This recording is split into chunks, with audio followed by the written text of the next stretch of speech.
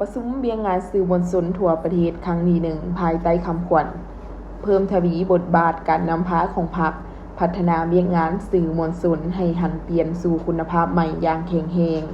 ได้ไขขึ้นอย่างเป็นทางการในวันที่14 กรกฎาคม ปี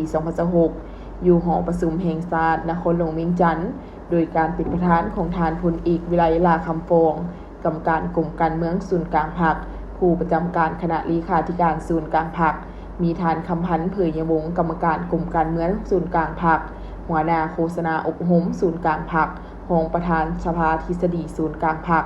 มีคณะเลขาธิการศูนย์กลางพรรคกรรมการศูนย์กลางพรรคสมบูรณ์สำหองอดีตการนำภาครัฐพนักงานอาวุโสบำนาญรัฐมนตรีรองรัฐมนตรีบรรดาผู้แทนสื่อมวลชนจากศูนย์กลางและท้องถิ่นเขตถึกซืนเข้าร่วม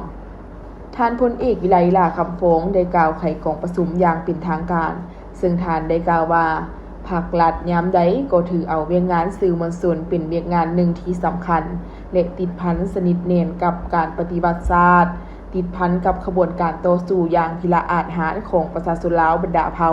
ก็คือการปกปักรักษาประเทศชาติในปัจจุบันเวลาใดก็ถือเอาสื่อมวลชนเป็นสนามรบด้านการเมืองแนวคิดและวัฒนธรรมเป็นพาหนะอันเหลี่ยมคมเพื่อนำส่งและสื่อสารความถูกต้องในการโฆษณาเผยแพร่แนวทางนโยบายของพรรคกฎหมายของรัฐโฆษณาผลสำลิดในการปกปักรักษาและสร้างสาพัฒนาประเทศชาติส่งเสียงเหตุการณ์ต่างๆที่สำคัญของพรรคส่งเสียงถึงความมุ่งมา่ปรารถนาและแผนการเคลื่อนไหวของประชาชน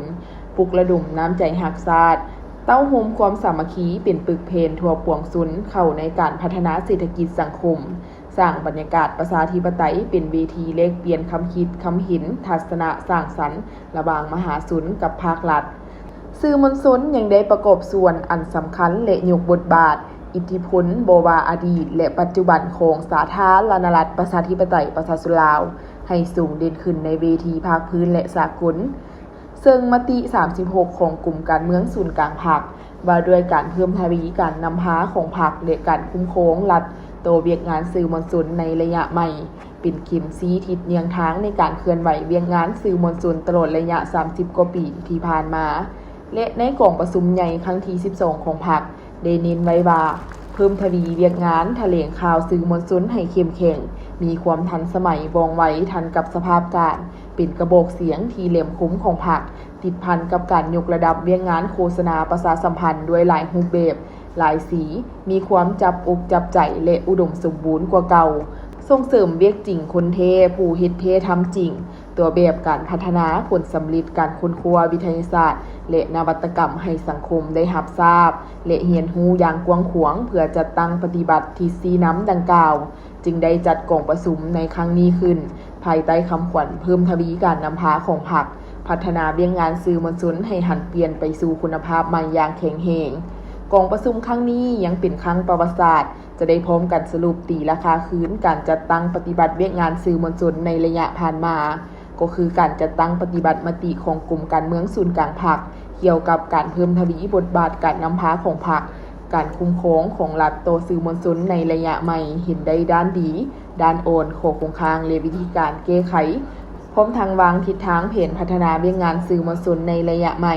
ให้ทันกับสภาพการเงื่อนไขการพัฒนาเศรษฐกิจสังคมในแต่ละระยะและอื่นๆพร้อมนี้บรรดาผู้แทนกองประชุมยังได้ผลัดเปลี่ยนกันประกอบคำคิดคำเห็นใส่เนื้อหางบทสรุปเพื่อเห็นให้มีเนื้อครบถ้วนสมบูรณ์และนำไปจัดตั้งผันขยายเข้าในเวียกจริงให้เกิดผลประโยชน์สูงสุดมีผลสำลิดตามค่าหมายที่วางไว้ซึ่งกองประชุมจะได้ดำเนินเป็นเวลา2 วันวันที่ 14 ถึง 15 กรกฎาคม ปี 2026 จึงสำเร็จ